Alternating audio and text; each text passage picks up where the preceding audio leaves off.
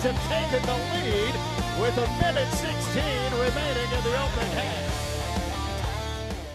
And hello again, everybody. Welcome to Saturdays in Jonesboro. This is episode 9 of this still new podcast where we're taking a look at every angle of game day. And, so often the focus is on the players and coaches and what's happening on the field or on the court. But such a big part of every game day atmosphere are the fans. And I had a big fan, a A-State super fan named Tim Ponder, come to me here recently. And Tim said, hey, you ought to do an episode with the fans and kind of highlight them. And Tim is certainly one of those guys. Yeah.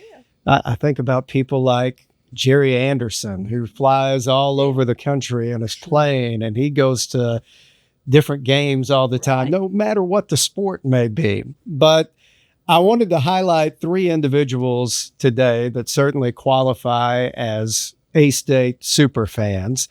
And I'm thrilled to have them here in studio: Mary Nell Masterson, Ken Stuart, and Van Wilhoite. Welcome, guys. Thank you. Thank you. Glad to be here. Yeah. Well, it's great to have all of you here, and each one of you has a very unique story, and I want to get into just how unique your journey has been as an A-State fan, but we'll start with the beginning. How did you become an Arkansas State fan to begin with? And Mary Nell, I'll start with you. All right. Then it seems as though I grew up on campus. Even though Jonesboro is not my hometown, I consider it my hometown. We moved here after my 5th grade year. And so my mother began working at Arkansas State in 1955. When I was 11, you all can do the math. And I just really grew up here. There was gravel roads, and we were in the old stadium and the old field house, and it's my home. I still consider it my home, even though John and I moved in 1970, John and I moved to Florida and worked in Florida until 2004. We moved back here in 2005 to take care of my mother and his mother, who needed us at that time. And during all of that time we were gone, we always belonged to I think it was called the Quarterback Club, maybe, or help me out, Ken. But anyway, we still bought tickets, and even though we didn't get back home for many, but we came back home, and you jumped right back in. Yeah, it's always been home, and it always will be home. Yes, I love it. I love it. And it shows in everything that you do around the university. And I can say that for Ken and Van too. Ken, when did it happen for you? Well, I graduated from high school in 1968 at Malvern, and a buddy of mine and I were headed to Arizona State to play baseball. And I had never even heard of Arkansas State, and I don't know how I did hear of it, but apparently we won the Small College World Series like in 1968, spring of 68. So I contacted my buddy. I said, hey, let's go up to Jonesboro. They've got a baseball program up there. And so we came up here and talked to Coach Tomlinson. He let us walk on. And so we started school here in 1968 and played ball for a couple of years, and didn't finish playing ball because I got married and had to work to finish out my education. But so that started my career at Arkansas State, and graduated with a BSc degree, went into the insurance business, taught school for a little while, but went back into insurance later on. But the whole time dealing with Arkansas State, just my love of my life. And I moved away for a couple of years like Mary Nell, but I moved back to Jonesboro because this is a great place to live, as everyone who lives here knows. So I guess we'll get into the other intricacies of Sure. being a fan for the last, 45, 48 years, whatever. Well, like Mary Nell, you threw yourself completely into fandom and just everything Arkansas State. And Van, I know we can say the same thing about you. How did you become an A-State fan? I moved here from West Memphis in the summer of 1977, and I've always been a big sports guy, whether it be watching Major League Baseball or University of Memphis basketball replays like that on Channel 2. So I was already been a big sports guy. Then, in high school, Jake went with the Jonesboro High School there, and when I started school here in the fall of 1983, I just started going to games, and I hadn't stopped since. Yeah. And I want to get into just how you haven't stopped, Right. because Van has a big time streak, and it happens to be with men's basketball. And I know you love all sports, Van, but you are a huge basketball fan. And I know that goes down to statistics and just remembering big dates and all that, but you haven't missed many men's basketball games. Before I started school here, I'd been to a couple. I remember going to a game here against Louisiana Tech in 1982. Then when I started going here, and I haven't missed a game since I started school here in 83.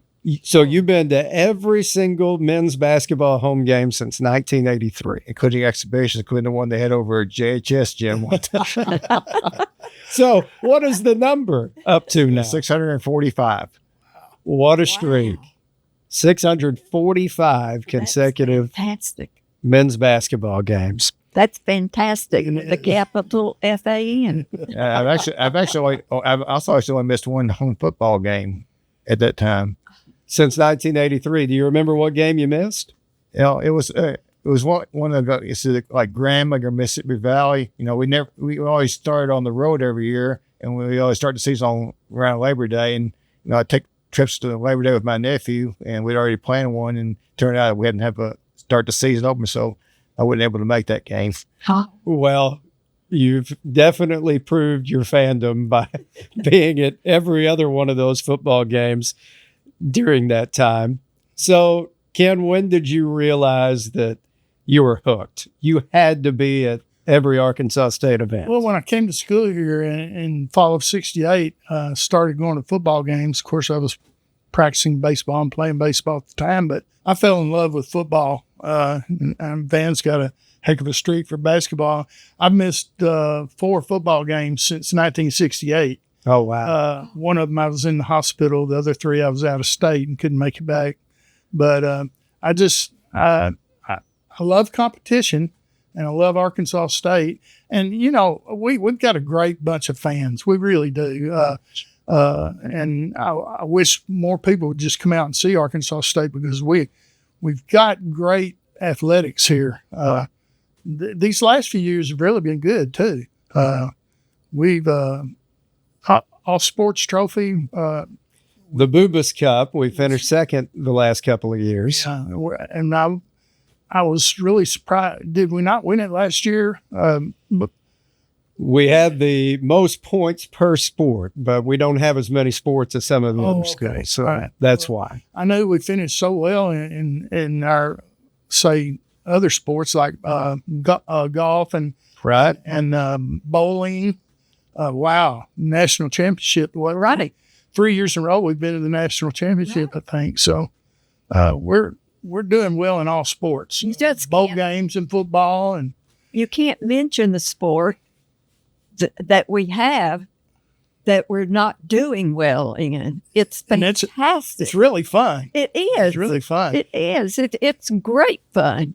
Well, I'm with you, though, Ken. I wish we could get everyone to come out. And I know you do, too, man. Absolutely. They're missing a fun time.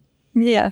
it makes me happy as much as anything to see fans that care so much be able to experience a time like this where just top to bottom, the athletic program is doing so many good things, because it hasn't always been that way, as you guys know, as super fans. There's been good times, but there's also been very low times. We had to endure a few rough years. Yes. Yes. So you've shown your loyalty through all of this, but what was it that kept you sticking around through all that? Well, if you're a fan, you're a fan. If it's your school, it's your school. You know, win or lose, it's still your school. Right. And you still encourage. Yeah, I'm a retired teacher. And so you don't just pay attention to the A and B students. You know, you pay attention to all of them. And you work your best to get the others to come up, you know. So it's the same here as a fan. You continue to support them and you continue to encourage them and you continue to get to know them. I love getting to know them. You know me.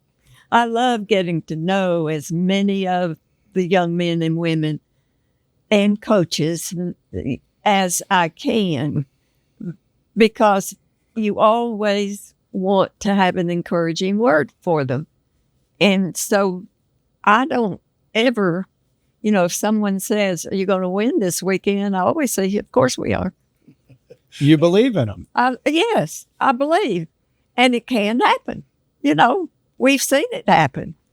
And so that's just my little 2 cents. Well, and it makes you enjoy the good times just that much more when they come, right? For sure. You know, any sporting event, I follow the St. Louis Cardinals, and they haven't done well the last couple of years, but you're still a Cardinal fan if you're a Cardinal fan. You know, years ago, Fayetteville wouldn't play us. The University of Arkansas wouldn't play us in sports, and they're coming around a little bit now, and we've got a football game scheduled and all this. But Frank Broyles thought, or it was perceived that he was thinking that Fayetteville would lose fans if they played an in-state opponent. That's not true. If you're a Razorback fan, you're going to be a Razorback fan, whether you win or lose. You have a losing season, you think you're going to win the national championship next year.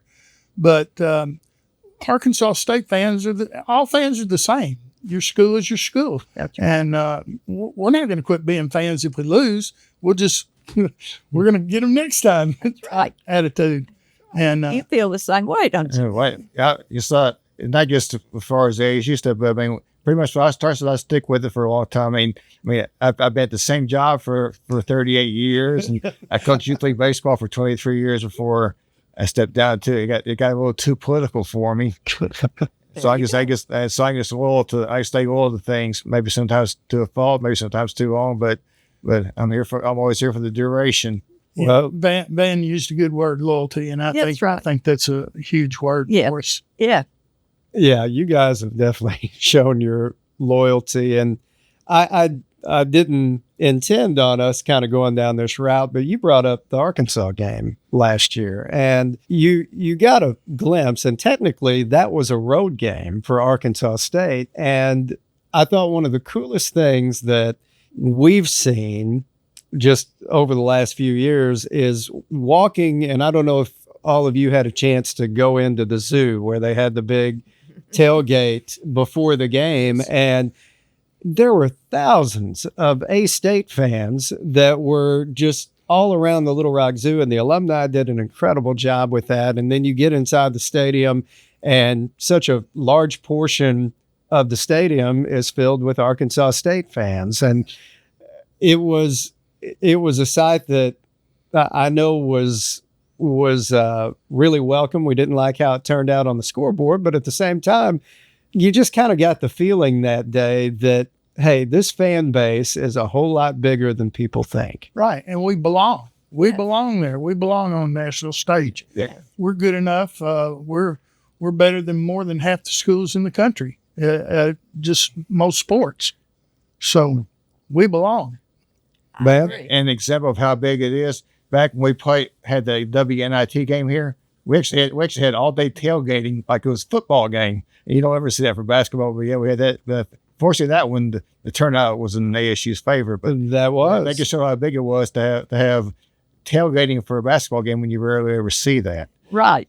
And sellout for a women's basketball game. Absolutely. And I hope everybody who came to the WNIT will support that group again. Come on.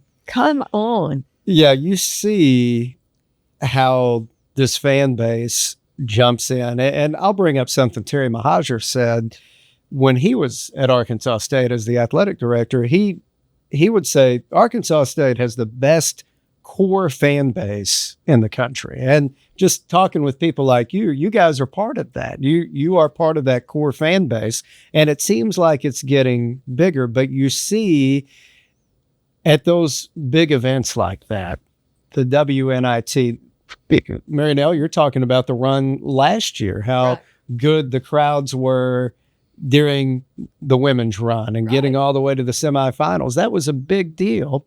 And you see it anytime we go to a bowl game and the kind of crowds that are there. And I'll add one more to it.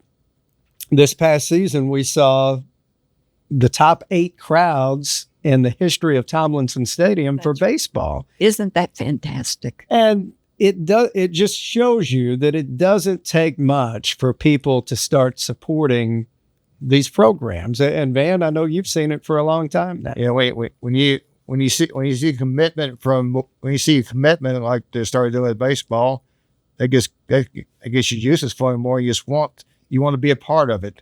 You just know it's going to get better and better. You want to be a part of it and stick with it. Ken, I know it's got to be fun for you to look around the place where you used to play. You were a baseball player here. Well, I didn't play there. Yeah, No. I played at Arkansas State, but the field I played on was further west. Right. Right. It was a long time ago. But yeah, all the facility, oh my goodness, the facilities now are so much better. And it's a beautiful ballpark now. And I guess next year it's even going to be more beautiful with the new structure that's going up in right field. Absolutely. So I feel really good for the players that are coming up now to have such a facility to play. I mean, we used to have to practice on high school fields because our field was wet. And we'd go to Paragould and practice baseball because their high school had artificial surface. We had grass, and I don't know. The facilities right now are just really making a huge difference at Arkansas State. Our football facilities are phenomenal. I've heard coaches come in here and say, "Wow, this is as good as any SEC school." Mm-hmm. So, if fans out there haven't seen our facilities, man, call the athletic department and just ask them for a tour, and they'll be happy to show you around. That football facility is just A+. It certainly is. It certainly is. So this is a time for me to put in for a want. Okay, let's hear it. You've got a platform here, Mary Nell. I want the basketball teams, the men's and women's basketball team, to have a place to practice. Well, that's something that I know has been talked about, but you want it to get done. I even got an idea, and I haven't run it by Pez yet, but I even have an idea how it can be done. That's Chris Pesman. Well, that's part of it, guys. I mean, you guys are so invested that you want to see improvements and to see things like that happen. And obviously, the facilities have come a long, long way in the time that you've been fans, and really the time that I've been around. I'm going into year 22 now here at Arkansas State. You And could be an old man. I've been around. I've seen a few things. And Matt he had one of the greatest one-week runs you could possibly have. Back when we had our first bowl game, he did the coaches show at the Brick House on Tuesday. They had women's basketball on Wednesday, men's basketball on Thursday, the men's women's doubleheader on Saturday. Went and did the bowl game on Sunday. Came back and did the basketball game on Monday, which is the one where Margaret Sutton had that fantastic buzzer beater. I don't even remember all that, man. Then the coach still get it too. So they see all of that. If we're super fans, he's a super announcer. Right. There you But go. he did all that. Really He did all is. that in 8 days. Oh, Well, that's always a very interesting time of year when you have that kind of crossover. But I mean, you guys are right there cheering them on through that whole process.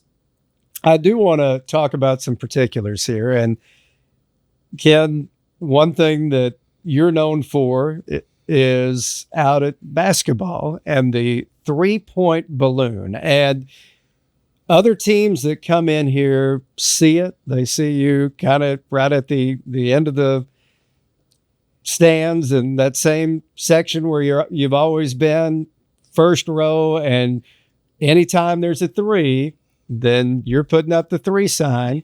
And when I want to hear the whole story. So how did it get started? Okay, it started at Jonesboro High School, and they had a great team one year, and I did a little thing where I threw a piece of string over one of the rafters and started pulling up 3s and blocks. And then I said, man, we ought to do this at Arkansas State. So I came out. We had a new facility at that time. At that time, it was called the Convocation Center. So I went out there and I looked around and thought, boy, right there, if I could get that seat, I could put up 3s right there.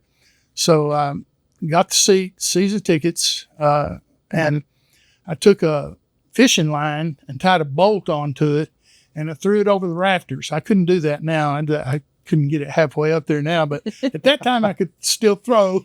So I threw that bolt over a rafter and pulled a string down, and so I started putting 3s on the string, but I'd have to pull it down and then I'd have to put it back up and pull it down. It was cumbersome. And so I was thinking, what could I do? I thought, well, fishing pole, no.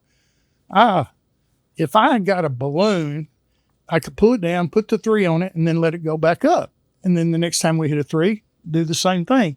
So that's how the balloon got started. So I ordered a balloon and started doing it. One of the greatest things about the balloon that only 2 people got to see is one time one of my balloons had burst. So I ordered a balloon from California.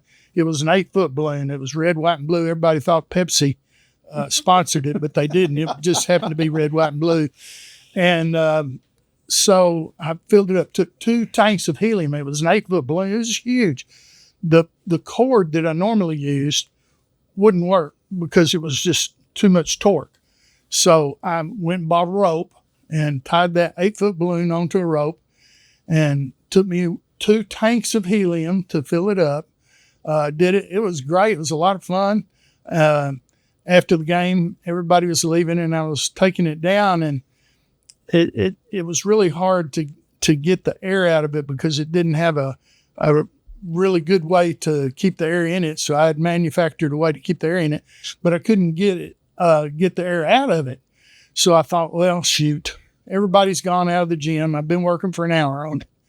So I said, well, I'm going to put a pin. I took a bobby pin, or not a safety pin, and I punctured a little hole in it. I was going to let all the air out of the nipple.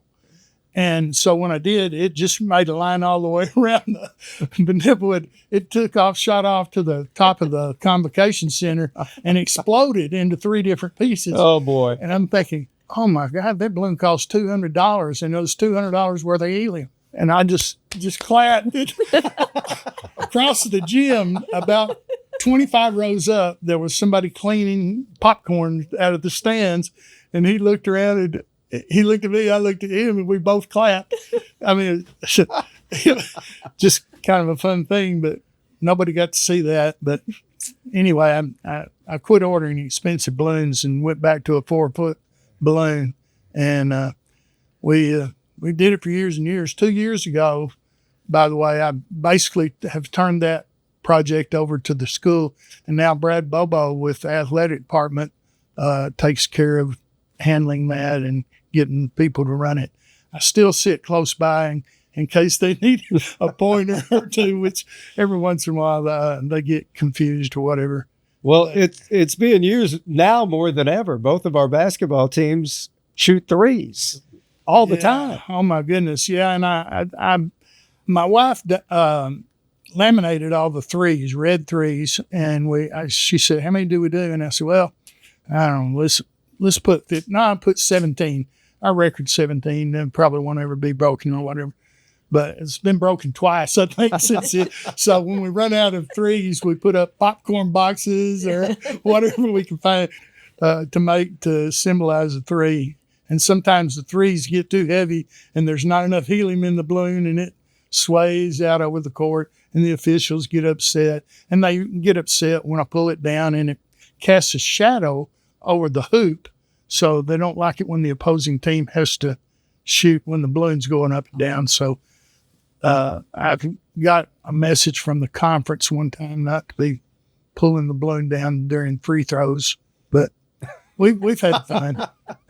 Well, other teams certainly talk about it when they come in, and it's just you've created this tradition that has become part of the program, which is as cool as anything else. Yeah, some high schools have contacted me. How do you do it? How do they? And they've tried it, but I don't think anybody did. I thought, it would be something that would really catch on and maybe go around the country, but it's kind of unique for Arkansas State. But there's another tradition at Arkansas State that I had something to do with, Matt. When my son was 10 years old, and he's 55 now, so 45 years ago, Arkansas State had a promotion. They were trying to get a new chant or a new thing to yell out at the stadium in football. And so I thought, it'd really be neat if one side of the stadium would yell Arkansas State and the other side would yell Indians. And so I submitted that into the contest. Well, I didn't win. The guy that won submitted Romp 'em, Stomp 'em Joe. And so that they hired a guy with a microphone to come out and try to get that chant going, but it didn't even last the first game. People didn't pick up on it. So toward the end of the fourth quarter, I sent my son, we were sitting on the east side of the stadium, and I sent my son, who's 10 years old, to the other side of the stadium. I said, "Jason, run over there, and when I yell out Arkansas State, you yell back Indians." And I said, "Let's get this crowd going with a really good yell." So he went over there. He did it. I yelled. He yelled back by himself, of course, first time. We did it. We did it. We did it. About the fifth time, people started yelling with us. So that was the beginning of our Arkansas State, what's now Red Wolves, Arkansas State Red Wolves chant. But that happened. I didn't know you were responsible. That happened 45 years ago. Hallelujah. Yay. And it's just a staple now. Yeah, it's part of it. And that's neat. Well, and then how about the record? I wrote a song one time. Are you familiar with that? Vaguely. So remind me. I wish I'd brought a copy of it with me. The Ballad of Indian Joe. Of course, that was back in the day.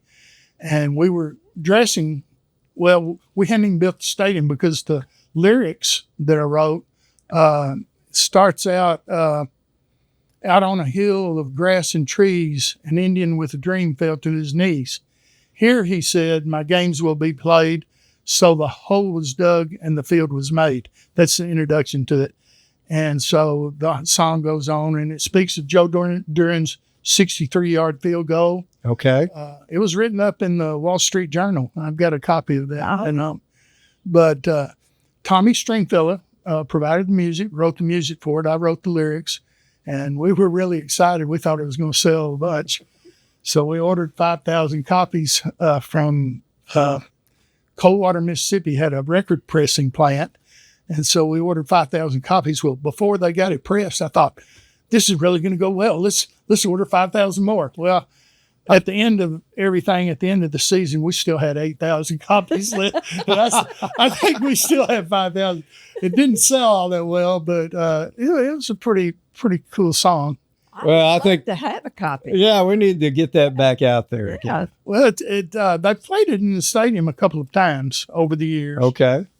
Well, I can't think of just being at a A-State football game anymore and not hearing the Arkansas State Red Wolves chant. That's just part of the game day experience. It's part of it. Thank you, Ken. Well, you're welcome. I had to make an adjustment during all that too, because I moved from West Side State there, so I had to go to shout Arkansas State to shout the Red Wolves.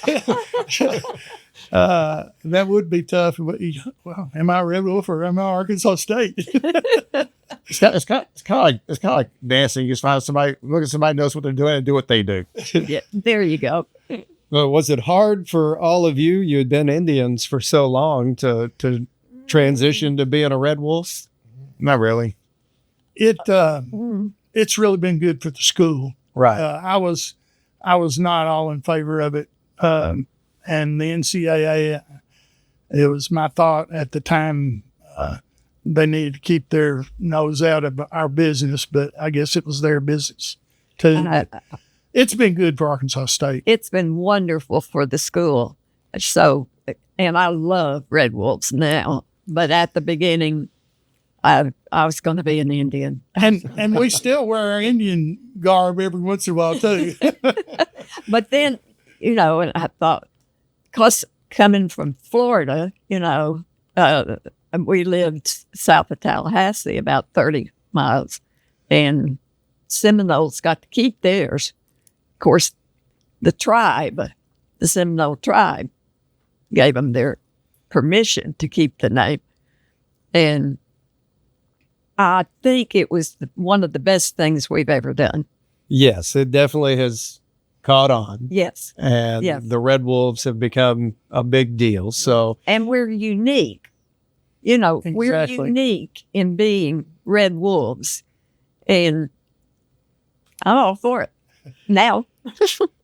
All right, Mary Nell, I want to get to you. And we talked about Van's streaks and what Ken has done. They've certainly put their mark on Arkansas State. But anytime I think of Mary Nell Masterson, and of course, your husband's always right by your side. John's always there too. I think about just the connection that you have with all of our athletes. And you talk about how you want to get to know them. You want to know who you're cheering for, and you want to know about their lives and how they're doing. And you genuinely care about these coaches and these athletes as human beings, and you want to know every single one of them. And not only that, you want to hug every single one of them. Yes, I do. So is that just something that comes by nature, or how did that come about? I suppose so. I can't remember. Coach Roberts had just taken over, when we came, and he was so open to us, to John and me, and I started visiting, started getting to know the coaches and the ball players, and we just greet each other and hug each other, and then it just went on, and I love it. I do. I have a tendency, if I see you, I'm going to hug you. I am. And I love it every time. I'm so glad. I'm so glad. I haven't been turned down yet. So. Well, good. I hope nobody turns that down. Not. I'm genuinely glad to see. I'm a people person. I am. I'll admit that. I get it from my mother.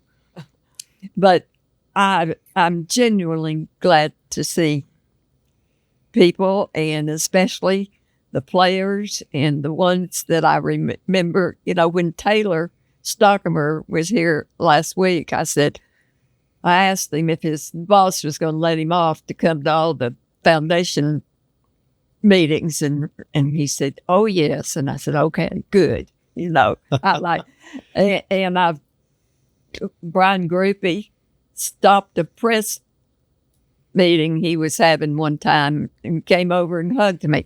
He said, "You'll have to stop. I can't do any more till I do this. And he came over and gave me a hug. I'm sure that means the world to you. Oh, it does. It does. And J.D.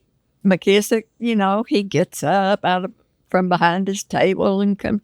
And the effort that they put in, and I'm not just talking football, but the effort that those athletes put in to get out there on the floor, the track, the field, whatever, the course, and they go to school and they make good grades. I'm the first one to jump up and clap when they give the grade point average. It's fantastic what they do. I mean, they work out, then they go to practice, they have to study, they have to go to class, they have to do homework, and they have to keep up their grades. It's not just attending class. They have to keep up their grades. And it's phenomenal, I think, what those young people do for Arkansas State.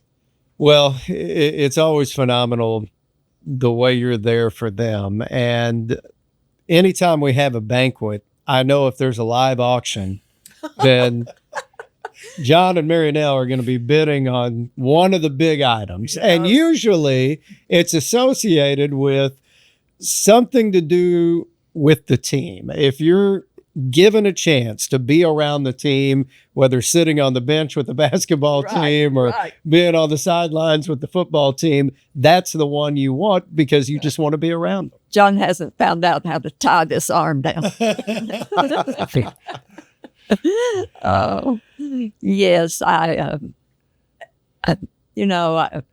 told Destiny not too long ago, I said, if I ever win the lottery, I'll give you $1 million.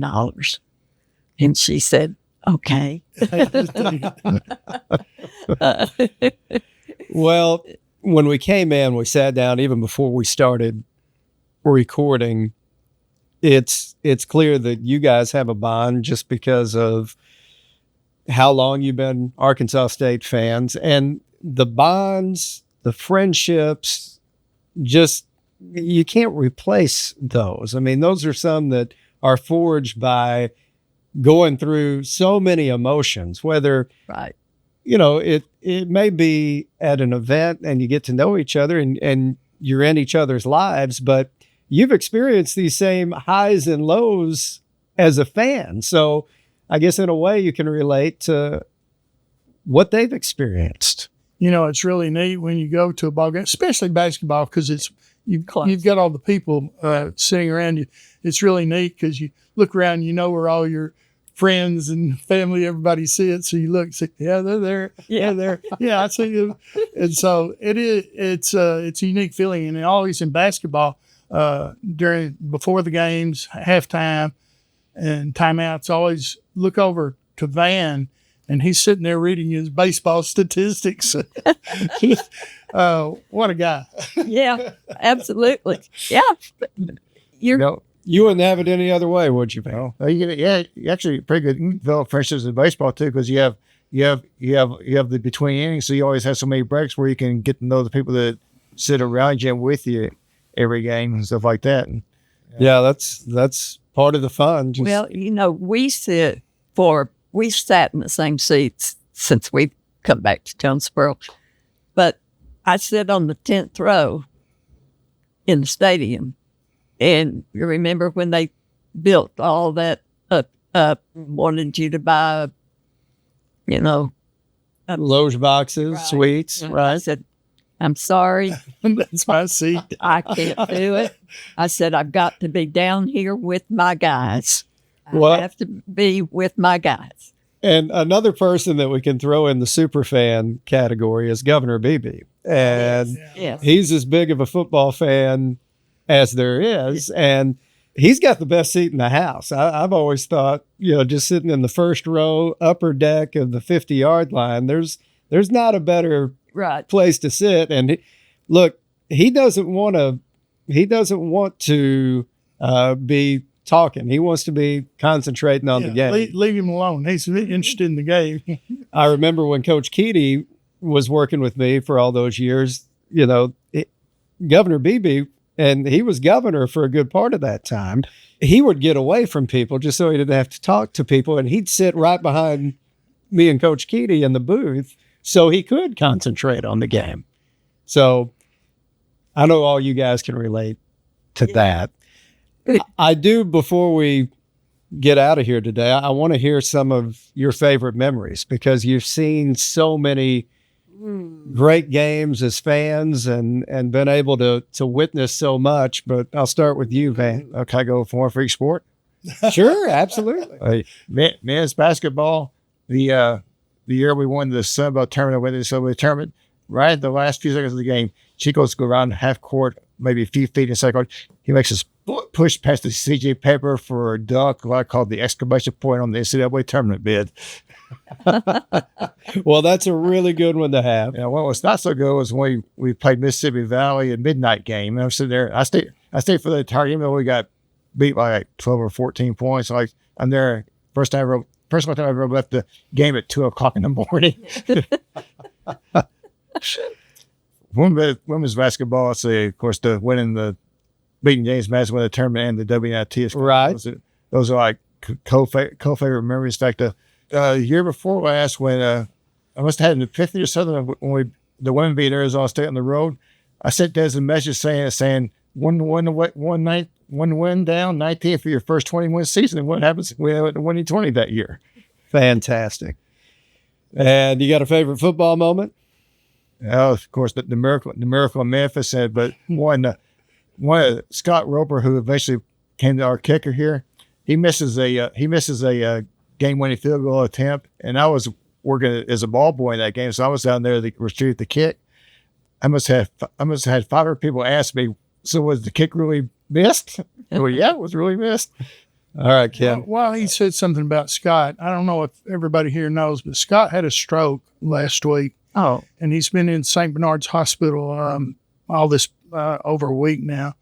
And he's not doing very well, but I guess today was his best day. They got him up out of bed. He sat in a chair. He has been intubated, but they took the breathing tube out. He's still got a feeding tube, and it's going to be a long road to recovery. So I'd like to ask everybody to prayers for Scott Roper and his wife, Vanessa, who's by his side all the time right now. But Scott's been a good friend of mine ever since he went to school here. Great family. He runs a code for city of Jonesboro. He's a top code officer. So anyway, I'll give you prayers for Scott and Vanessa. My best basketball man. You've got so many. Chico Fletcher jumping up on the announcer's desk. South Alabama. Big Al shooting a three when he was supposed to pass off to win the game. Just going down into the NCAA tournament and playing Utah. There's so many things. I tell you, in football, I'm still having great memories because of our players that are in the pros right now. Sure. Boy, our guys are doing so well in the pros, so that's a big deal. Just when you have memories of game-winning shots or big plays or interceptions for touchdowns, you just get so excited. You're jumping up and down and yelling and screaming, and it's just a lot. How about last year when we won 4 games in the fourth quarter? In the last couple of minutes. I mean, wow, what an exciting season! Yeah. So it's fun. There's so many memories. A lot of memories. I can't pick out one either. You don't have to. Are there a couple that come to mind?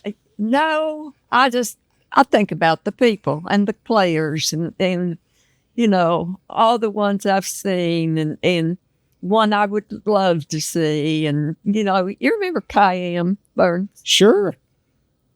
Fantastic player.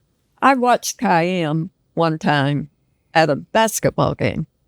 He and ball players were up watching little kids on the floor doing their routine. And when they finished, they went up the stairs and they came, and they went by, ball players. Cayenne high-fived every one of those small kids, and told them they did a good job. And You remember that? certainly I remember that. In fact, the next time I saw his mama, I told his mama about that. And she said, I told him people are always watching him.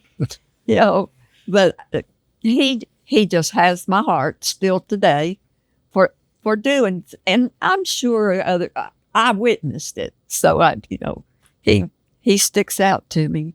And Carlos McCants became our son, Right. He's doing great things. He And certainly you is. think of, and because you are around these athletes so much and you've invested so much in them, it makes you that much happier when they do go on and succeed. We're so proud of Isaiah. Isaiah Nelson. Sure, Nelson. Yeah. And and I have no doubt that when he said, when I can, I'm gonna be here every day. I'm gonna work and get better, and I will be back on the floor, after he broke the bone. And I have no doubt he will, and anybody who loves kids as much as Isaiah does is going to be successful. The kids loved him and he loved the kids. And I love it. We've done a lot of reminiscing and it's been good, but you're still super fans, as hard as super fans as there are right now. So I want to know, looking forward, what excites you about what's going on here at Arkansas State? Man, I'll start with you. Okay, before I answer that, Ken mentioned the big owl shot. I actually have a story that goes with that. Okay, let's hear it. Shot. So earlier, I'm sitting there watching their practice, and there's owls out there. He takes a shot from out there somewhere and missed it. Coach Cat goes running up to him, gets nose to chest, saying, "Why did you shoot that?" He said, "Because I was open." And so Cat points to, of course, says, "I can stick you out there, you'd be open too." But the strange part is, the shot where he took that shot from was virtually the same spot where he hit the shot against Cincinnati. What excites you right now? Yeah, I think things like in football, men's basketball, women's basketball, and in baseball. I mean, more exciting than having all the sports on the uprise. Absolutely. Kev? Well, what excites me today is I can't wait for the Memphis game. What have we got? 4 weeks. Yeah. When this comes out, it'll be 3 weeks out. Oh yeah, okay. I'm excited for all of our sports right now. I don't know any place that we're not trending upward. Right. So, boy, Right. not many schools can say all of their sports are doing well, and all of our sports are doing well, I agree. and that's exciting. I just stay excited. Whatever's going on, I'm ready for. And let's cheer and let's do this. I'm really excited about football. I adore Butch Jones. He came in with an objective, and he's followed through. I admire him tremendously. And his family is fantastic. Coach Pannone is the most genuinely nice person in the world, and he opens all of his practices. If you want to go to practice, you're welcome. Des is pretty much the same way, and I like the culture. Coach Jones used that word the other night, didn't he? Right. Talking about culture. I like what we're doing, where all the teams are working as hard as they can. All the coaches seem to have that camaraderie that we haven't always seen. You would see one over here, one over there, and now they seem to be very cohesive together, and they support each other. And I don't think you can beat that. That's fantastic. Well, as we wrap it up, I just want to say to each of you, thank you on behalf of the entire fan base, because you guys kind of set the standard of what it is to be a true Arkansas State fan. And as we've talked about here, you've all left your mark in some type of way, and it hasn't had to be on the court or on the field, but you've still made an impact here at Arkansas State. So thank that each and every one so of you. sweet and so nice of you. And we support you. Yeah, we all appreciate you too, Matt. We really do. Sure. And Grizz is one of my guys, Grizz is one of everybody's guys. We love him. When he was playing here, I knew Grizz then. Well, he's still the same great guy right now. We've got a lot of good people on this campus, a lot of great people to cheer for. And thank you guys for coming in. I thought this would be fun, and it certainly lived up. It's been good. It's to been the hype. fun. It has been fun. I looked forward to it, and let's do it again. Make sure to subscribe to this podcast, Saturdays in Jonesboro, wherever you get your podcast, and check out all of our podcasts on the Arkansas State Media Network.